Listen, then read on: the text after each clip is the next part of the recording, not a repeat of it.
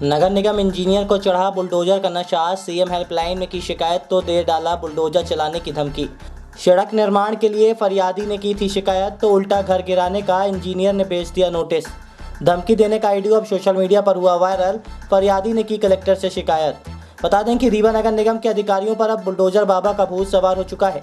किसी भी तरह से सीएम हेल्पलाइन में शिकायत करने पर फरियादी को घर गिरा देने की सीधी धमकी दे दी जाती है। हालांकि प्रदेश के मुखिया शिवराज सिंह चौहान ने बुलडोजर को अपराधियों को नेस्तनाबूद करने के लिए भेजा गया था, लेकिन अब इसका उपयोग उच्च अधिकारी अपनी करतूतों को छुपाने के लिए कर रहे हैं।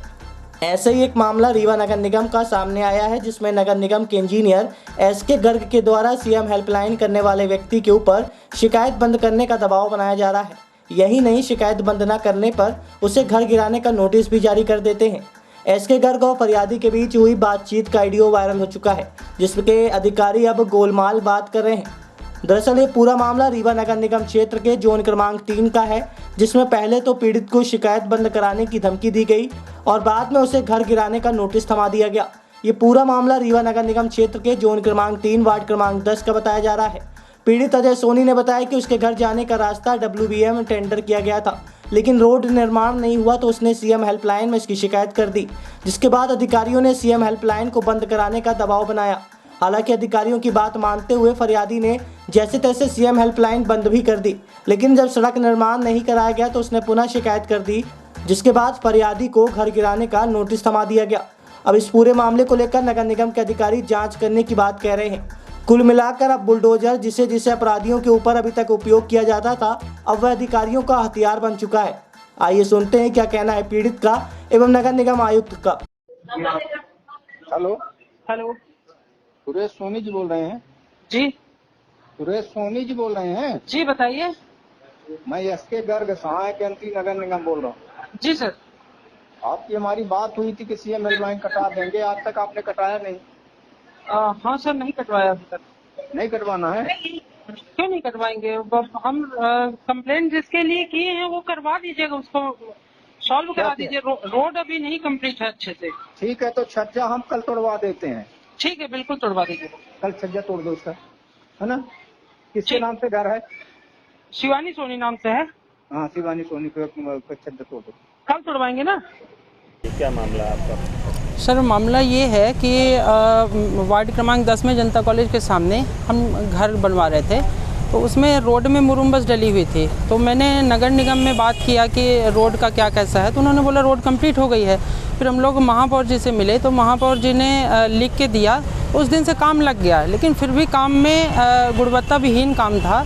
तो मैं सीएम हेल्पलाइन में कंप्लेन किया। सीएम हेल्पलाइन में जब मैंने कंप्लेन किया तो एसके गर्ग साहब थे, तो वो मेरे को दबाव बना रहे थे मेरे ऊपर कि आप कंप्लेन वापस ले लो, अन्यथा मैं आपका घर गिरवा दूंगा, सज्जा तोड़वा दूंगा, ये सारी चीज़ें मुझे बहुत परेशान किए। मैंने एक बार शिकायत बंद करा दिया उनके कहने पे, हालांकि मोबाइल लेके उन्होंने ही बंद कराया था अपने से खुद से शिकायत।